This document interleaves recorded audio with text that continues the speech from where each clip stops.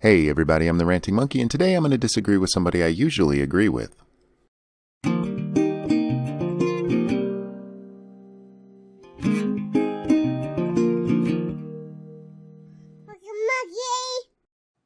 Hey everyone.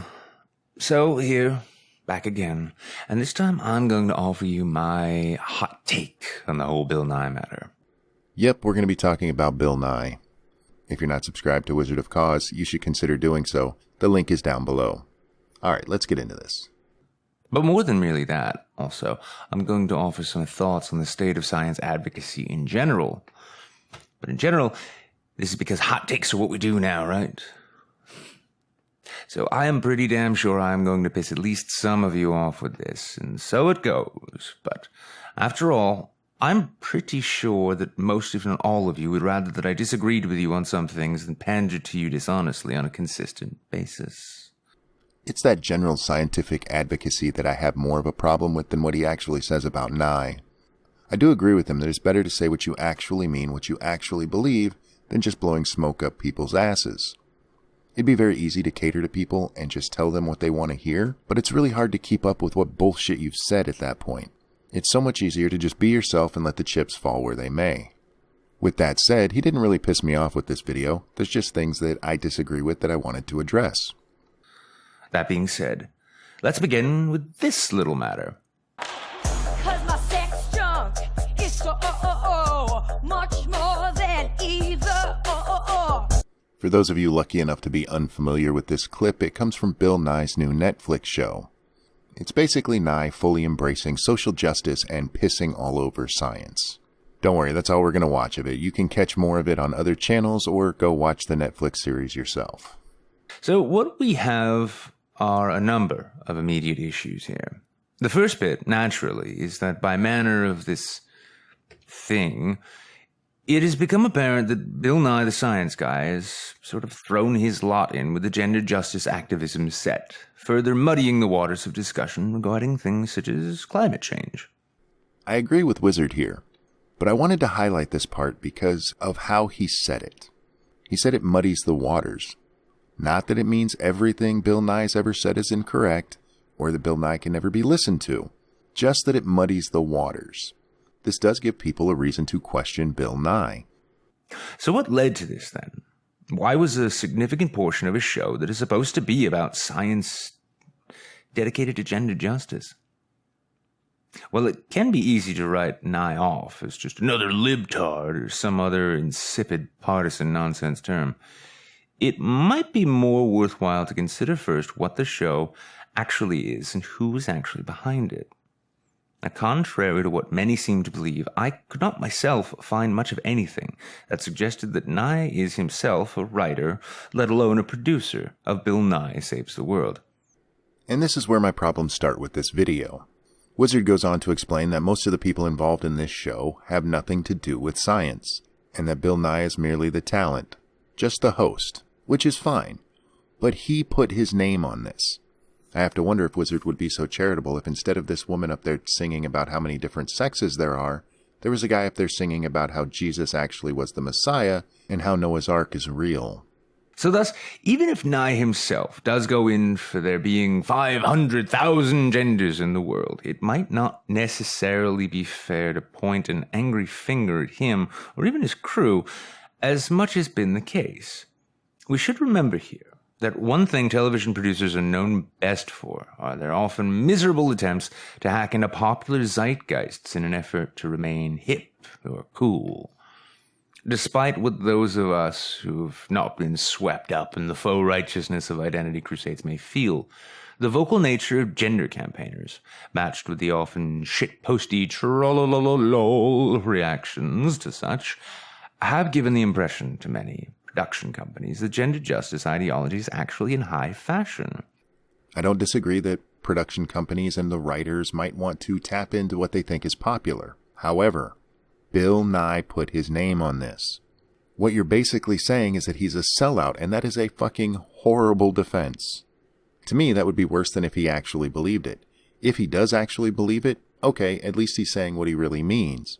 But if he just put his name on it because he wants to stay popular with the kids, Well, fuck him. He deserves every ounce of criticism he gets for being a sellout who is not advancing science the way that people expect him to. The other side to this, however, is the sad nature to what the politicization of science has wrought. The roots of anti-science politics are, or at least should be, rather obvious to most, provided that they aren't intractably mired in their own orthodoxies and ideologies. This part's going to be really funny here in a minute.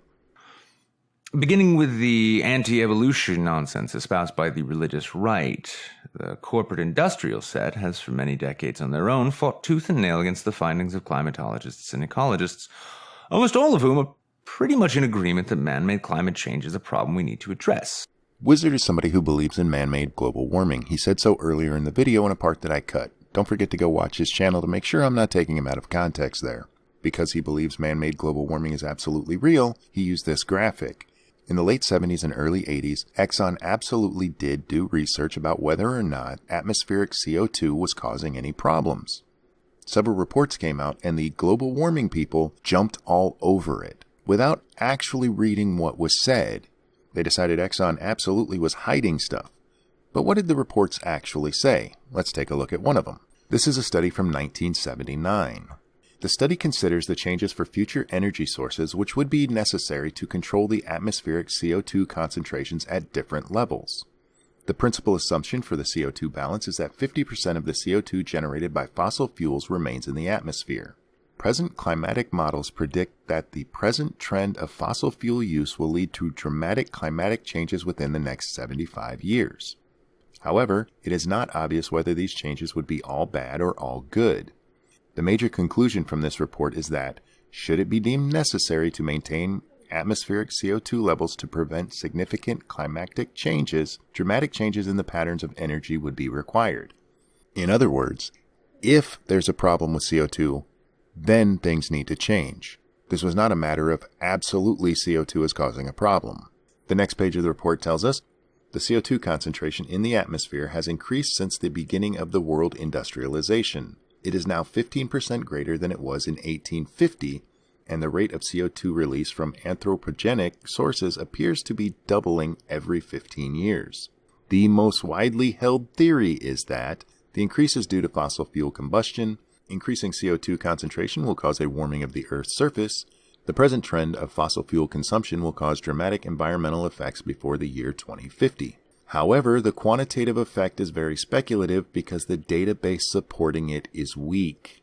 The study is linked below, and if you go read it, you'll find out Exxon never said global warming is real. But here, that graphic was used to show how politicized science has gotten because of people who deny global warming. My own take on global warming has always been that I want the science. I don't want your theories that don't hold up to your own computer models.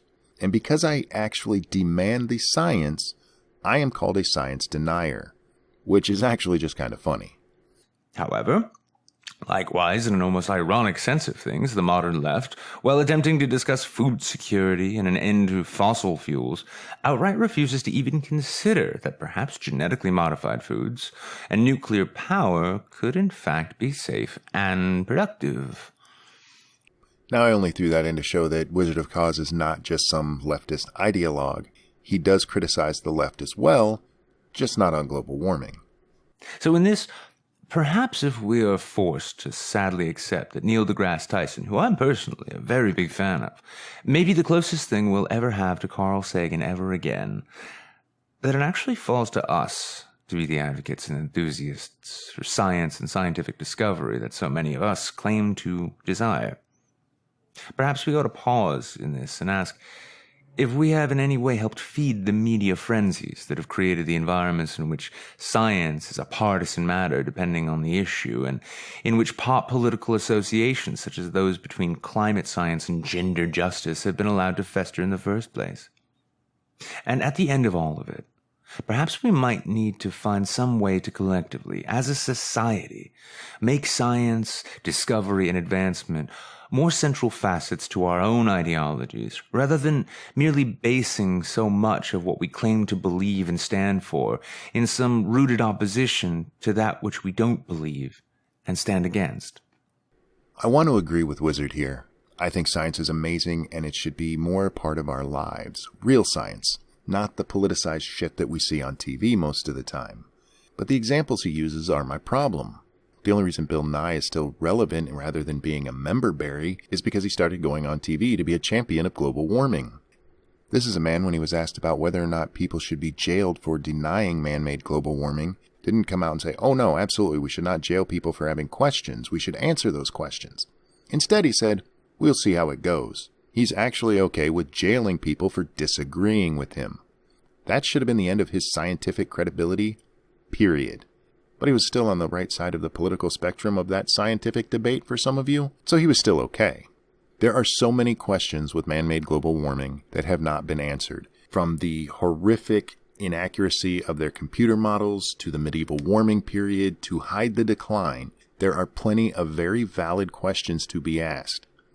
But it's blasphemy to ask those questions. It's to the point where some people actually believe you should go to prison for it. That is retarded. If you think the nonsense with Bill Nye only started with this chick dancing and singing about her genitals, you're not on the side of science like you think you are. Alright guys, that's going to wrap up this one. If you enjoy what I do here, please consider becoming a Patreon supporter, buying something from the Monkey Store, or just sharing this video. Thank you so much for watching. I'm the Ranting Monkey, and I'll see you next time. 'Cause my sex junk is so much more than either. Your life makes me sad.